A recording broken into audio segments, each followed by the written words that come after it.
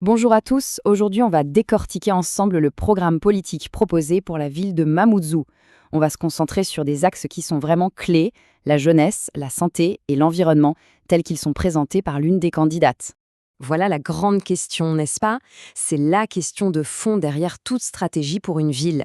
Et souvent, la réponse se trouve dans un équilibre. Un équilibre qui peut être très délicat entre le développement des habitants et la protection de l'environnement qui les accueille. Et justement, à Mamoudzou, ce grand défi général prend une forme très concrète, avec deux problématiques qui sont à la fois urgentes et liées. D'un côté, il y a l'avenir des jeunes, face à des besoins énormes dans le secteur de la santé, et de l'autre, il y a cette cohabitation qui n'est pas toujours simple entre une ville qui grandit très vite et un écosystème qui est fragile. Parfait. Alors, plongeons dans le premier grand pilier de cette vision. C'est une proposition qui est portée par la candidate Mounia Dinouraimi.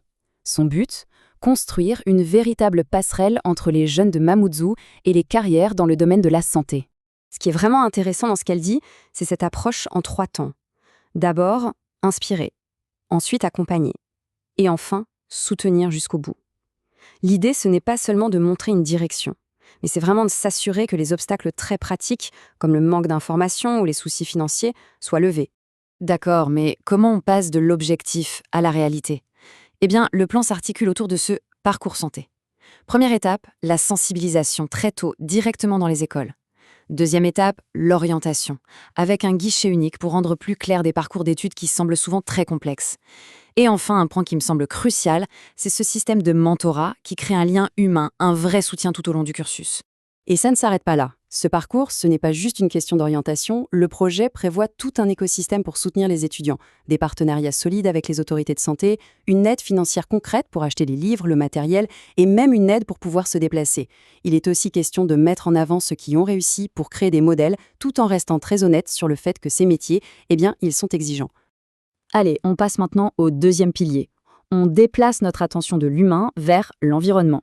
Ici, le grand enjeu, c'est la protection d'un écosystème qui est absolument vital pour Mamoudzou, la mangrove. Ce plan, il s'attaque de front à une tension qu'on connaît bien, le développement de la ville contre la protection de la nature. Mais l'approche proposée, c'est justement de ne pas les opposer. L'idée, ce n'est pas de choisir l'un ou l'autre, mais de trouver une manière de les faire avancer ensemble. Cette citation, elle est importante parce qu'elle ancre la démarche dans une logique qui n'est pas seulement écologique, mais aussi culturelle. La mangrove est présentée comme une part de l'identité locale.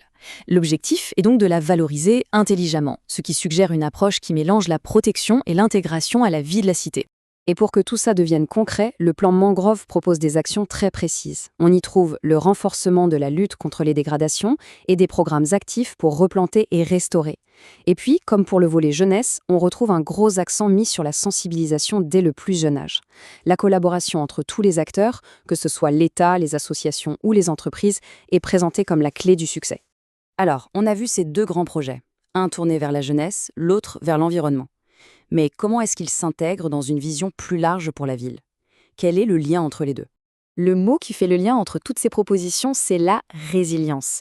Ce terme, il suggère la capacité de la ville et de ses habitants à faire face aux défis, à s'adapter et même à en sortir plus fort, que ce soit sur le plan social, sanitaire ou bien sûr environnemental.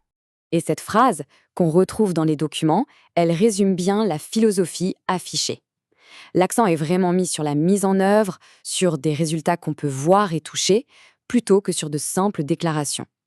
C'est la promesse de transformer une vision en une réalité palpable pour les habitants. Et ça nous amène à une réflexion un peu plus large, qui va au-delà de Mamoudzou. Finalement, c'est quoi le plus difficile? Est-ce que c'est d'imaginer un plan bien ficelé, ou est-ce que c'est de le mettre en pratique sur le terrain, jour après jour? C'est une question qui est au cœur de l'action politique et qui mérite qu'on s'y attarde un peu.